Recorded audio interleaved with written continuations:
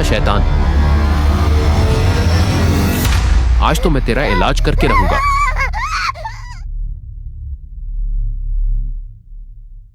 सईद भाई, मेरे बेटे को पता नहीं क्या हो गया है, हर वक्त इसे खाने को कच्चा गोश्त चाहिए। ये जिन्नात के बच्चों की शरारत लगती है। इसे मगरिब के बाद घर से बाहर ना निकलने दिया करो। इतना बड़ा कोई मसला नहीं है। तुम सुबह शाम इसे सूरह फलक और सूरह नास 3-3 मरतबा पानी पर दम करके पिलाओ, ये ठीक हो जाएगा। तो मतलब आपकी तरफ से मुझे इस अमल की इजाजत है पढ़ने की? क्या मतलब इजाजत? अल्लाह का कलाम है, कोई भी पढ़ ले, इसमें इजाजत का क्या ताल्लुक? कमाल है, मैंने तो हमेशा बड़ों से यही तरतीब सुनी है कि अमल की इजाजत हो तो फायदा होता है, वरना नहीं। ऐसी कोई बात नहीं। लगता है आपने बस जिन्नात के बच्चों को ही भगाया है बस। कभी किसी बड़े जिन से मुकाबला हुआ है? अभी तक तो नहीं हुआ, लेकिन होगा तो मैं देख लूंगा। सईद, बादशाह सलामत मामून रशीद की तरफ से आपको फौरी शाही महल तलब किया गया है। ठीक है, मैं बस अभी आया। बेटी फातिमा, अपना ध्यान रखना, अपनी अम्मी को ज्यादा परेशान मत करना। जरूर बादशाह ने किसी इमरजेंसी में बुलाया होगा। मैं फाले होकर फौरन घर वापस आऊंगा। ठीक है अबू जान।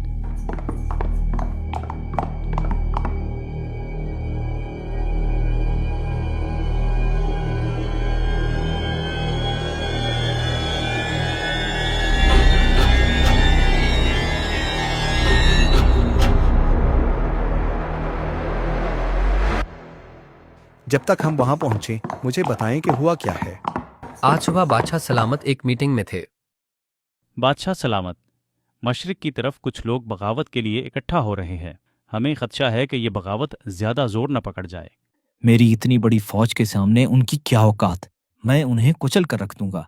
खबरदार बेटा मामून, ये हुकूमत सिर्फ अल्लाह के फजल से है, तुम्हारी फौज की तादाद से नहीं। वो चाहे तो मुट्ठी भर लोगों के जरिए तुम्हें बेबस करके रख दे। पता नहीं ऐसे कैसे हो सकता है। खैर, आप हमारे मुशीर खास हैं, मैं आपकी राय की इज्जत करता हूँ। इसके अलावा बताएं कोई और बात हो तो।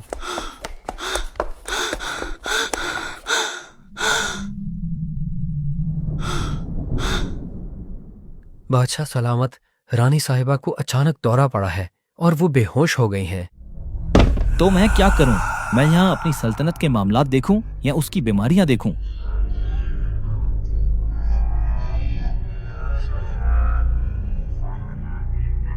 जान की अमान चाहूं तो एक बात अर्ज करूं बादशाह सलामत? बोलो। मुझे आपके साथ काफी साल हो गए हैं। मैंने आपको हमेशा रानी साहिबा की इज्जत करते हुए देखा और उनकी फिक्र करते हुए देखा है। लोग पूरी सल्तनत में आपकी मोहब्बत की मिसालें देते हैं। आज ये रंग मुझे आपका अपना नहीं लग रहा। तुम शायद सही कह रहे हो। आज की मीटिंग यहीं बर्खास्त होती है। मैं जाकर देखता हूँ रानी की तबीयत कैसी है। तुम जाकर सईद को बुला कर लाओ।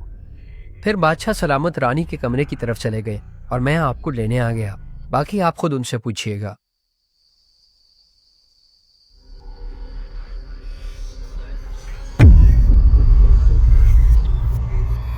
रोज रोज इसकी बीमारी से तंग आ गया हूँ। क्यों ना इसे मैं यहीं खत्म कर दूं और मामला खत्म हो जाए। मुझे कौन पूछ सकेगा?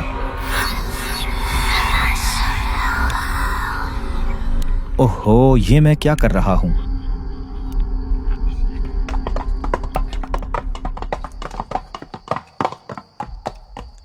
ये मुजस्मा बादशाह सलामत का है। यह हमारी फौज की ताकत, हिम्मत और बहादुरी की तर्जमानी करता है।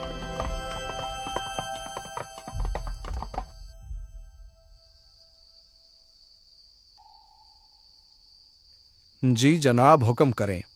मैं क्या खिदमत कर सकता हूं आपकी? सईद मेरे दोस्त, अच्छा हुआ तुम आ गए। मेरे साथ अजीब मामला हो रहा है।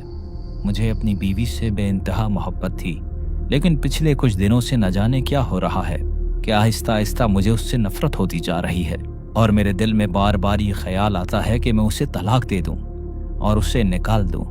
आप पर्दा कराएं, मैं चलकर देखता हूं क्या मसला है। आजकल इस किस्म के मसाइल बहुत आम है। लगता है जिन्नात के बच्चे छेड़खानी करके आप दोनों के दरमियान फूट डाल रहे हैं, लेकिन फिक्र की बात नहीं। मैं इनको अभी पानी पर दम करके देता हूं। वो इन्हें भी पिला दें और आप भी पी लें। सुबह तक मामलात ठीक हो जाएंगे। वाह, कमाल है। मुझे तुम पर पूरा भरोसा था। आज रात तुम इधर ही रुक जाओ, तुम्हें सुबह शाही सवारी वापस ले जाएगी।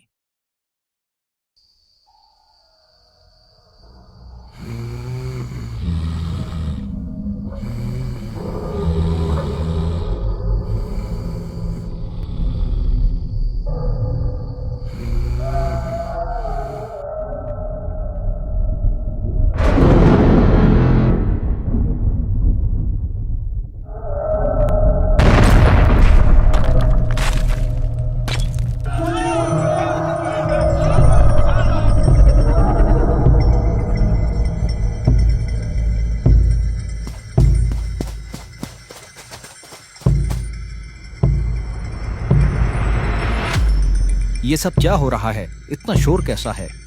सारे पहरादार कहाँ हैं? सब सो रहे हैं क्या? बादशाह सलामत, हम मुसलसल पहरा दे रहे हैं। इधर कोई परिंदा भी पर नहीं मार सकता। पता नहीं ये हमला किसने किया। ये शोर कहाँ से आया? रानी साहिबा के कमरे से।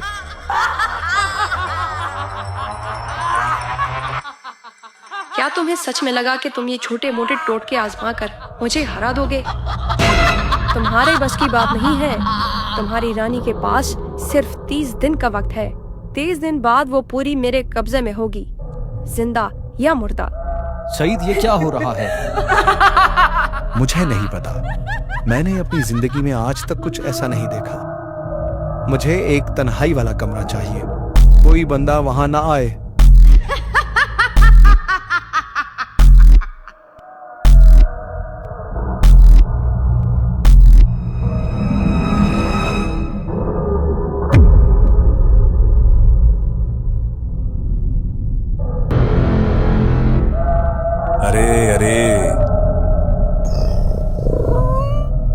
ये गरीब चलते चलते कहाँ आ गया?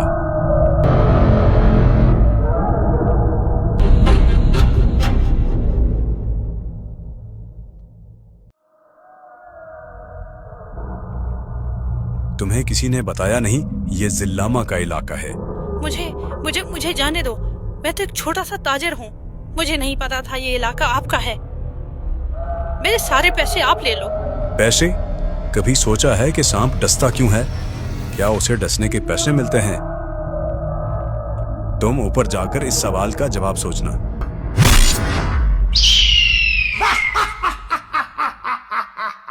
मजा आ गया।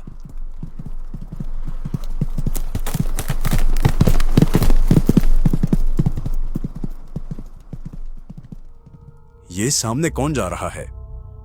बगदाद की मलिका। सुना है कि ये गरीब घराने से थी। इसे बादशाह ने खुद चुना था, इसकी सलाहियतों की वजह से। बादशाह का सबसे कीमती हीरा। हम भी तो जरा देखें।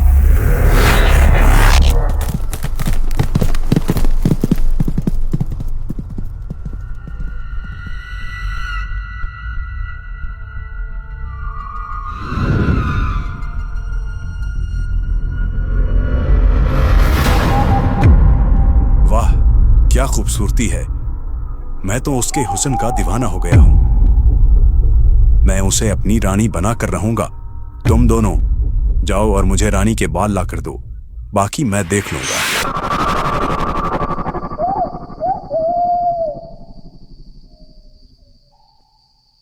सुन छोटे, तू जा रानी के बाल लेकर आ। मैं इधर ही तेरा इंतजार कर रहा हूं। अरे भाई, लेकिन जिल्लामा ने तो दोनों को भेजा है ना।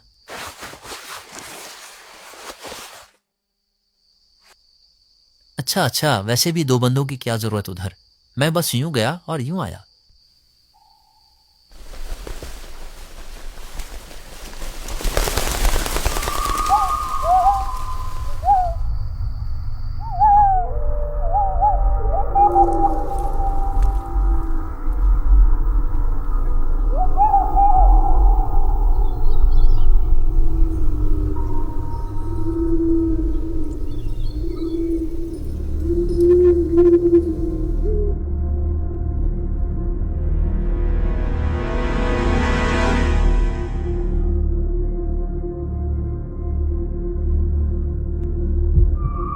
यही मौका है, अभी बाल पकड़ लेता हूं।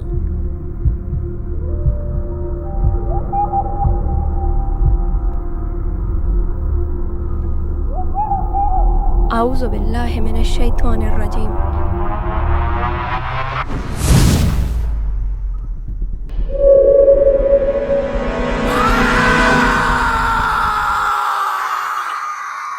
हाय, ये क्या पढ़ दिया इसने?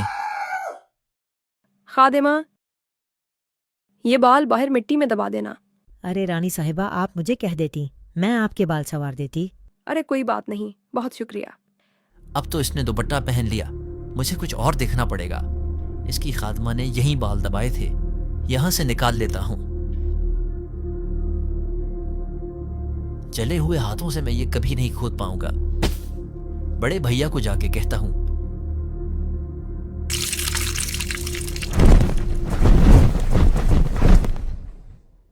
बड़े भैया, वो रानी बहुत बड़ी जादूगरनी है।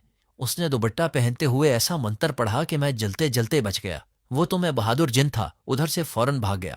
कोई और होता तो जल जाता, लेकिन फिक्र की कोई बात नहीं। मुझे पता है इसने बाल जमीन में कहाँ छुपाए हैं। आप उसे जाकर निकाल लो। ओए उल्लू के बच्चे, तुम्हें अभी तक यही नहीं पता कि दुनिया का कोई भी जिन जमीन से बाल नहीं निकाल सकता। ओह, अब समझ आया। बड़े भैया, अब क्या करें? आखिरी चीज एक और देख कर आओ, जहां अक्सर लोग गलती कर जाते हैं। जाकर रानी की कंघी देखो, उसमें अगर एक बाल भी तुम्हें मिल जाए तो बस हमारा काम हो गया।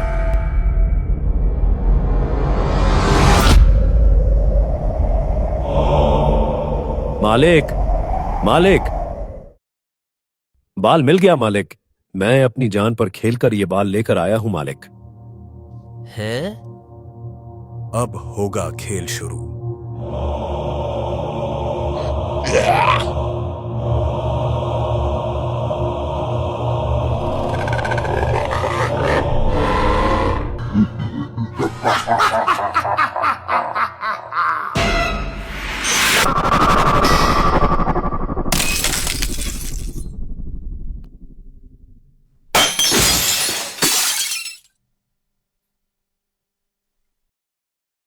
क्या जिल्लामा, उल्लू की शक्ल का जिन मेरी बीवी का दीवाना हो गया है? जी हाँ, मैंने जिंदगी में कभी किसी ऐसे जिन का मुकाबला नहीं किया।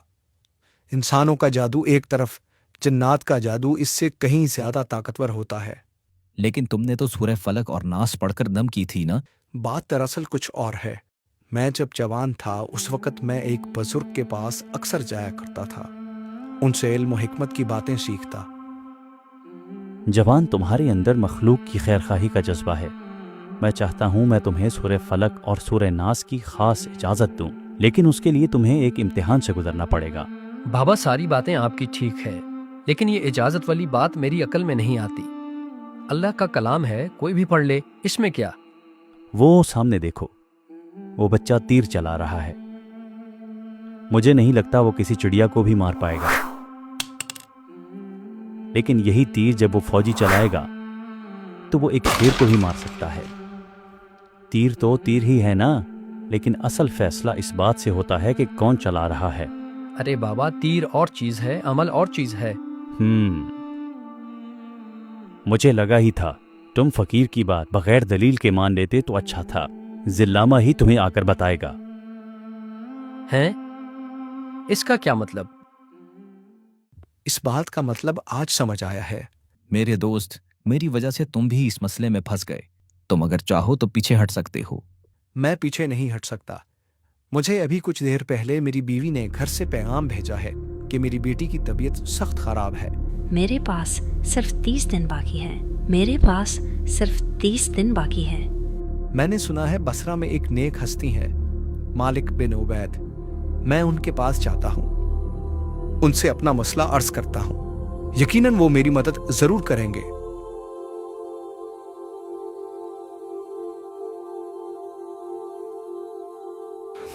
ठीक है, आप आज हमारे मेहमान खाने में कयाम करें। इंशाअल्लाह मैं अपनी पूरी कोशिश करूंगा आपकी मदद की।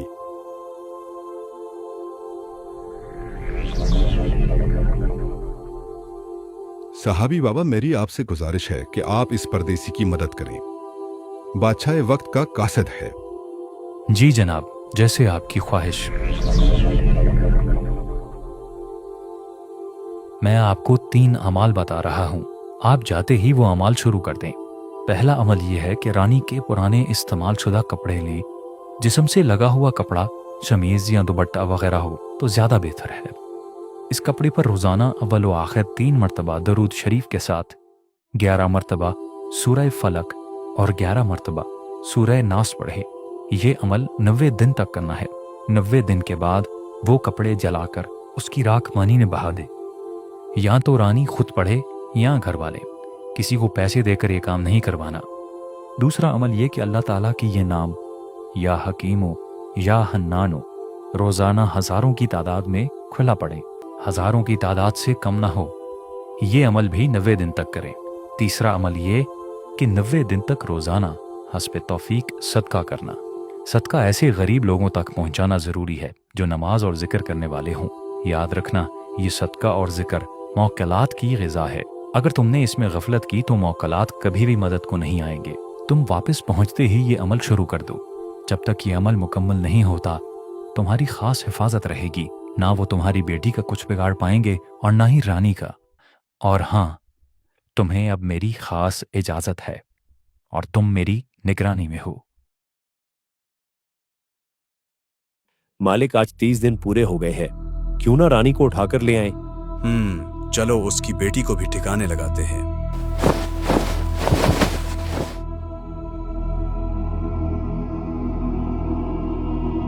नहीं नहीं नहीं, जरूर दाल में कुछ काला है।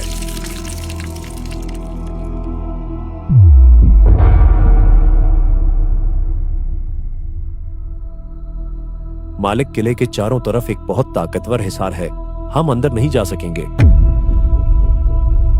वापस चलो, जंग की तैयारी करो। लेकिन मालिक, हमारी लड़ाई है किससे? पता नहीं, लेकिन जो भी है बहुत ताकतवर है।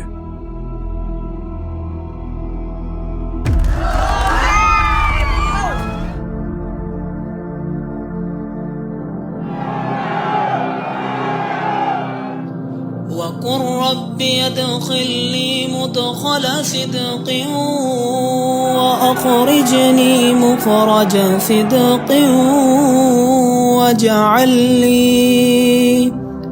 वजअलनी मिन लदुनक सुल्तानन नसीरा वक़ुल जाअल हक़्क़ वज़हक़ल बातिल इन्नल बातिल कान ज़हूक़ा वनुनज़्ज़िलु मिनल क़ुरआनि मा हुवा शिफ़ाअun व रहमतुन लिल मुमिनीन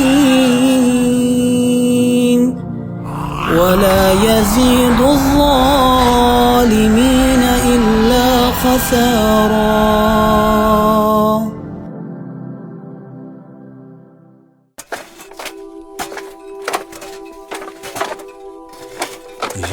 ये कभी नहीं रुकेगा।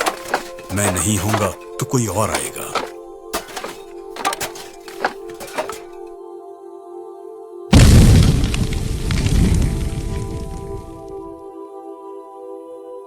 पूरी बस्ती में कुछ जिन ही बच पाए।